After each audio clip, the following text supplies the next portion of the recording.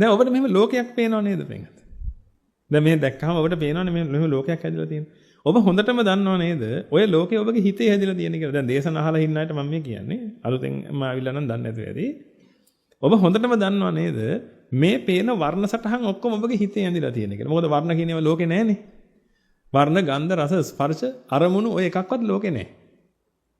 එහෙනම් අද ඔබට ලෝකයක් පේන්න තියෙනවා නම් පින්වතුනි මෙහෙම ඔබට දැනෙන ලෝකයක්. ඕක අනිවාර්යයෙන් ඔබගේ හිතේ නේද හැදිලා තියෙන්නේ. හා. එහෙනම් ඔන්න ඔබගේ හිතේ ඇඳිච්ච මේ ලෝකේ. ඔහොම තියෙනවා. ඒක තමයි දැන් ඔබ ඔය දැන් අත්විඳින්නේ. හිතේ ඇඳිච්ච ලෝකේ. ඒකේ මං ඉන්නවද නැද්ද? මං ගුරුහාඳුරු ඉන්නවද නැද්ද? ඔය ලෝකේ ඉන්නව නේද? හා. එහෙනම් හරි. එතන මාත් ඉන්නවා. කමන්න. එතකොට දැන් මට කියන්න ඔය ලෝකේ ඔබත් ඉන්නව නේද පින්වතුනි?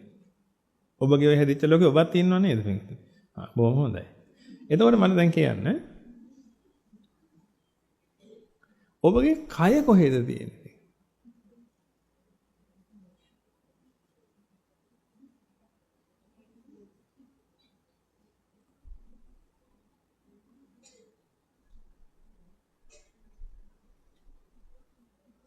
ඔබගේ කය කොහෙද තියෙන්නේ පින්වතුනි? දැන් ඔය ලෝකේ දැන් හැදිච්ච ලෝකේ තියෙනවනේ. ඒ ලෝකේ දැන් අපි ඔක්කොම ඉන්නවා. ඔබත් ඉන්නවා. ඔබේ කය කොහෙද තියෙන්නේ?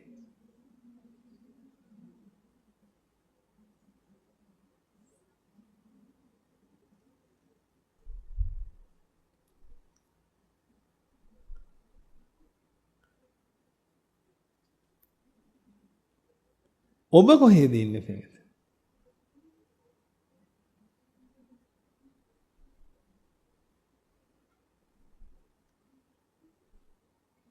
ඔය හැදිච්ච ලෝකේ ඔබ කොහෙද ඉන්නේ? ඒ ලෝකේ ඉන්නවනේ ඔබ. නේද? හරි. එතන ඒ ලෝකේ ඔබ ඉන්නවා. නමුත් ඔබ දන්නව නේද? ඔය ලෝකේ හැදිලා තියෙන හිතේ කියලා. හවුද නැද්ද? හා. එතකොට දැන් ගුරුහාමුදුරන්ගේ කය කියලා එකක් තියෙනවානේ. කය කිව්වේ සතර මහා ධාතු රූපේ. සතර මහා ධාතු රූපේ දැක්කද ඔබ? නැහැ. එහෙනම් මේ සතර මහා ධාතු රූපේ ඔය ලෝකේ නෑ නේද? හරි. ඒක තියෙන්නේ බාහිර ලෝකෙනේ. ඒක දැන් අපි හැමෝම දන්න කාරණානේ. හා. සතර මහා ධාතු රූපේ බාහිර ලෝකේ තියෙන්නේ. නමුත් මේ වර්ණ සටහන් ටිකෙන්, ශබ්ද සටහන් ටිකෙන්, ගන්ධ සටහන් ටිකෙන්, රස ස්පර්ශ සටහන් ටිකෙන් සහ ඔබට ආපු වෙනම අරමුණක්. ඒකනේ ගුරුහාඳුරු කියලා එකක් හදාගත්තේ. ඒක වෙනම අරමුණක් නේ. ඒක මේ රූපවල නෑනේ කොහෙවත් වෙන්නේ. එතකොට අන්න ඒකෙන් දැන් ඔය ටික ඔක්කොම ඔය ඉන්ද්‍රියෝ 6ම එකතු කරගෙන ඔබ දැන් ලෝකයක් හදාගත්තනේ. අන්නේ ලෝකයේ ඇතුලේ දැන් ගුරුහාඳුරු ඉන්නවා. නමුත් කය නෑනේ ගුරුහාඳුරු. ඒ කියන්නේ මේ සතර මහා ධාතු කය නෑ. නමුත් අර හදාගත්ත ටික තියෙනවා. එහෙම නේද? ඔබගේ කය. ඔබගේ කයත් ඒකේ නෑ. නේද? දැන් හොඳ තර්කයක් මේක පින්වතුනි. හැබැයි මොනවා කළත් වැඩක් නෑ. ඉතින් බීඑල්ට බීනවයින් වගේ තමයි. නමුත් කමන්නේ. තර්ක අපි ගොඩනගමු. ඔබේ ලෝකයක් හැදිලා තියෙනවා. ඒ ලෝකෙට ඔබගේ ඔය කය අරන් යන්නත් බෑ. නේද? කය අරන් යන්න බැරි ඇයි?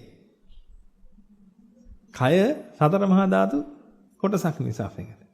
එහෙනම් ඔබට තේරෙන්න ඕනේ පින්වතුනි ඔය ඔබගේ ඔය ලෝකේ කය නෑ ඔබගේ. يعني සතර මහා ධාතු කොටස නෑ. නමුත් වර්ණ ගන්ධ රස ස්පර්ශ වලින් හැදිච්ච කොටසක් තියෙනවා. ඒක හැදිලා තියෙන්නේ කොහේද? හිතේ. ඔය ලෝකේ ඔබ ඉන්නවද නැද්ද? මම මේක දහමෙන් බලන්න එපා. ඔබට ඔබ ඉන්න වගේ දැනනවද නැද්ද? හා මෙච්චරයි. එහෙනම් ඔය ලෝකේ ඔබ ඉන්නවද නැද්ද? ඉන්නවා. ඔය ලෝකේ හැදිලා තියෙන්නේ කොහේද? ඒ ලෝකේ ඔබ ඉන්නව නේද? එහෙනම් ඔබ හැදිලා තියෙන්නේ කොහේද? හිතේ. ඔන්න පොයින්ට් එක අල්ලගන්න තියෙනවා. ඔබ කියන මම කියන හැඟීම පින්වතුනි කොහෙද ඉන්නේ? හිතේ.